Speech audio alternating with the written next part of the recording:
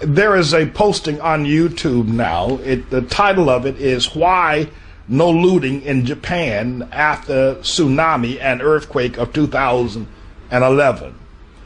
And in that posting on YouTube, they've taken some clips of a message I preached in 2005 after the Katrina event, pointing up the barbarism, the animal behavior of black men in a time of crisis by raping, by robbing, by fighting, by looting. Also after the 2009 earthquake in Haiti, the Haitian men, the black men, were robbing and looting and raping.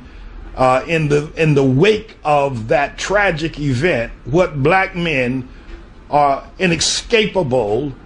They cannot do anything else but become barbaric. That when those people went into that dome, those black women and children and black men, there should have been organization. The black men should have set up posts to secure food, to protect the people. The black pastors, and many of them were very prominent with 20 and 25,000 members. They, of course, were able to get on their private jets and hightail it out of town and did not come back or didn't think about trying to help their members who had bought those private jets for them and paid for all of their living. They left town as quickly as they possibly could when the flood waters began to rise. I was not down there telling those black men to act like animals, to rape those girls, to take all the food, and to stink up that dome with feces all over where the bathrooms backed up, and just a nightmare they created for one another, because when you leave black people unto themselves, that's how they act. Pastors who should have been there trying to heal, trying to comfort, trying to give some sort of direction to all of that, what was going on in the midst of Katrina, were hightailing it out of town on their private jets and taking the top floor of the Marriott Hotel in Atlanta and the Marriotts and the other fancy hotels in Dallas, Florida, while they're sitting up in these fancy suites and flying around in their private jets and had their Rolls Royces and Bentleys flown to Dallas and Atlanta so they could ride around in their Bentleys while they were there. This is the nature of the black man. This is his true, unabashed nature. When he is left to himself, when the cavalry didn't come, when FEMA did not respond in the wake of the Katrina breaking of the levees, the black people set up a nation of killing one another because that's who they are, and they can't do anything other than that. Whether they are pastors with large amounts of monies or doctors with PhD or medical degrees, they cannot have a civilized unity of nation among themselves. And so that's why when they were left to themselves, the cavalry wasn't there, even the police began to loot and rape and rob and shoot and maim black people. And when the helicopter came finally, after days of struggling in that dome, the black men were beating the women trying to get on the helicopter, and the police had to pull their guns on the men and say the women and children first. This is the unabashed nature of black people.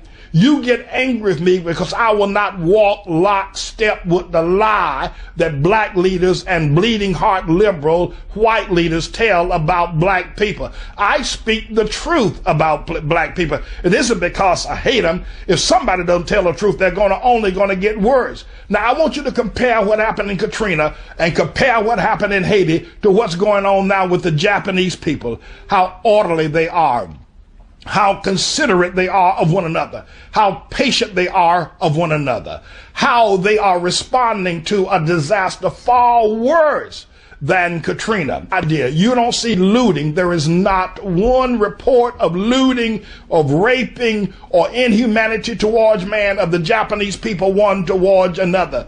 But I guarantee you, if it happens in a black neighborhood, black people turn on each other like dogs in the night. It is, and that is the black man can't do any better. He doesn't have the spiritual strength to do any better other than to turn on his own, to destroy, to rob, to rape, and to maim. He doesn't have any other strength. He doesn't have the integrity, the honesty to lift himself up. Is it because the black man hates the white man that he in turn hates his own kind? What is it that this happens? Why is it that what have the Japanese people, what do they know about unity and humanity? What do they know about struggle and survival? What do they know that the black man doesn't know? Now, don't hate me for this. Why? Why do you hate the truth? Why can't black leaders admit that we are barbarous, animalistic, maniacal, helpless people? We can't do anything except destroy.